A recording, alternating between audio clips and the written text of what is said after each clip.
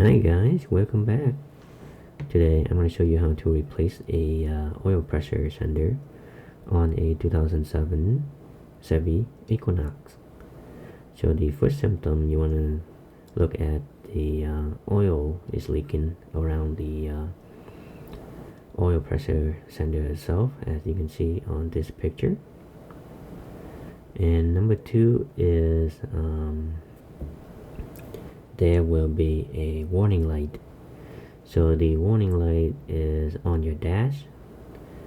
So when this thing is malfunction, the warning light will turn on by itself.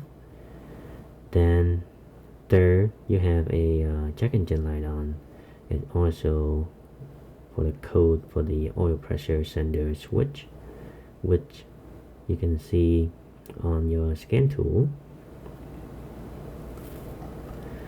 So here is the brand new oil sender switch right here. As you can see, there are two connectors, two pins. So as you can see right here, they have oil is kind of dripping on the starter, and as you can see, the starter is brand new. So I assume the starter fell sometimes before this.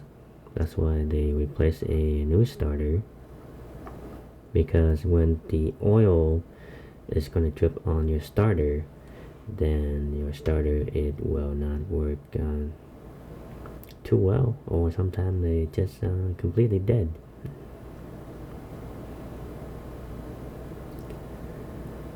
So in order to remove this one, first thing you want to do is remove the connector, the electro connector. It's pretty easy. All you have to do is by the way, I also have a masterclass that shows you how to maintain your car and prolong your car. The link is down in the description, and I also have some free stuff for you guys to download too. The link is also in the description. Now back to the video.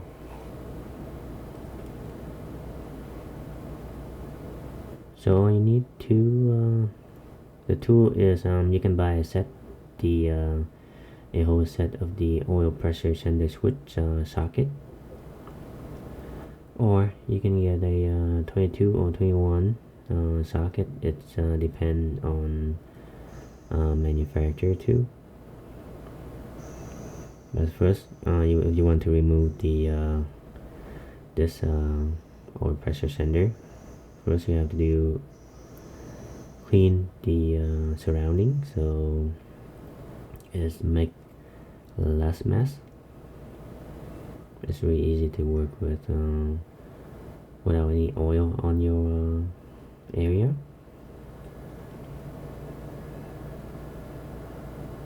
As you can see right there, I had a little bit struggling to remove that tab. So you can use your pick, and make sure you do not contact your pick with the positive terminal on that starter right there.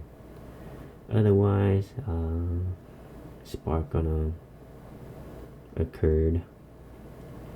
So just to be careful around it, and you can clean after that. You can clean your electric connector, because the oil, it will get into the electrical connector. Just making sure you clean it up all good. You can use blow air into that connector right there. As you can see, that's what I am doing, just to speed up the drying process.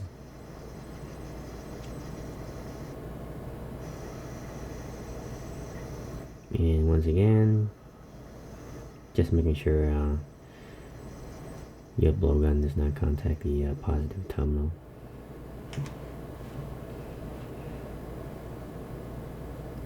Move that away, keep that on the side. Then this one is, I believe, if you don't have a oxygen sensor socket, it's gonna be difficult because you have very limited room to work with. So let's try 16 and 15 and 16 socket, as you can see. So this one, I believe I use the adapter from 1/2 inch to 3/4, no 3/8 drive adapter.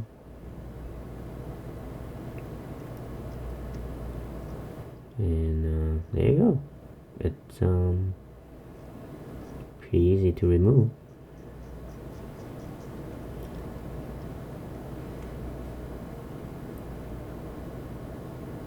As you can see, I'm struggling a little bit right there. So here's a tip for you guys. If you working on this at home, or if you don't have a lift, it's a little bit challenging.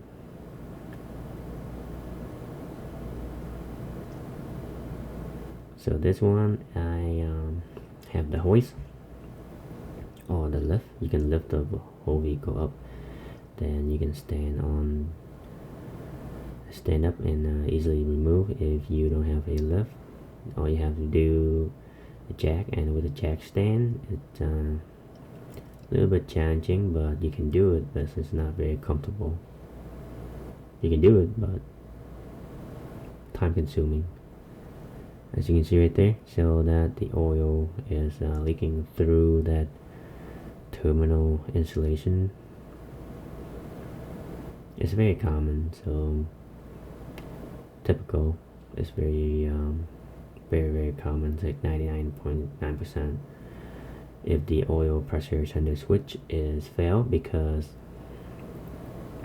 I don't know what the reason is. Probably I didn't dig into this, because maybe time, and 99% is gonna be leaking through the that terminal insulation.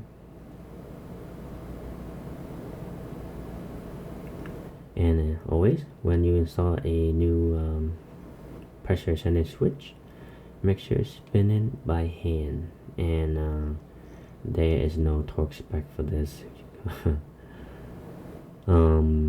Just making sure turn by hand slowly until you feel tightness, but not so tight, okay?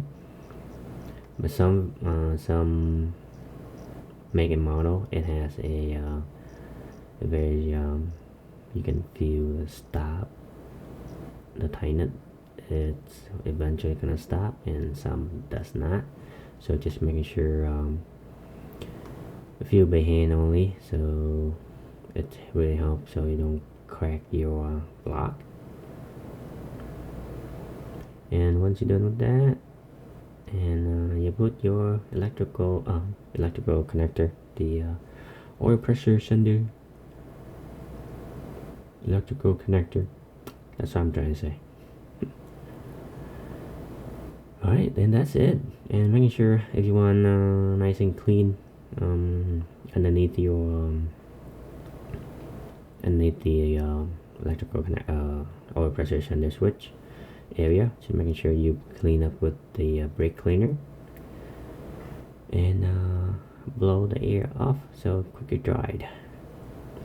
Then make sure you start up your vehicle and no leak will be found, or there's no leak or no warning light on the dash. And that's it, you guys. So that is a pretty short video, and you can watch this video next on your screen, and make sure you have any question, leave it in the comment, and please like and subscribe, and I will see you next time. Luke is out.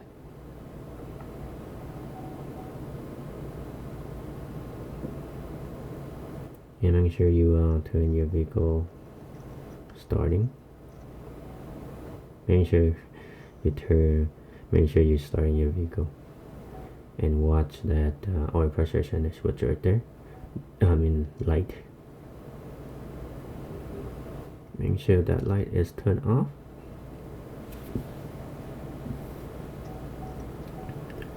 And that's it.